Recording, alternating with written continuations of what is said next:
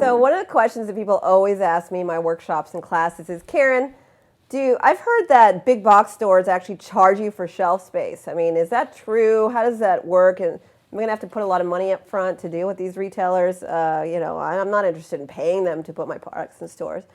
So the way it works with big box stores, it depends on where you are in the process. So if you're just starting out and you're trying to get products into stores, you're not going to have to deal with that. I mean, ultimately, they're going to put your product in the stores if they like your product, and they're going to test it out, and then they're going to, continue to buy your product and so forth, hopefully, right?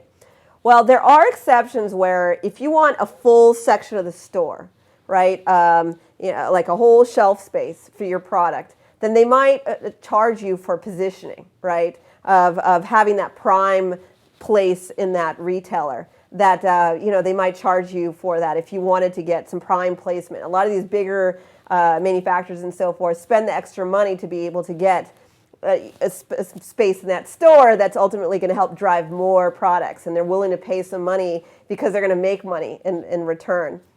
And then obviously there's some times where they do all sorts of different ways where, you might pay an extra fee and then you can maybe get in the front counter or area. And that doesn't always happen. Most of the time you can actually just work with the front end buyer and sell products to the front of the store.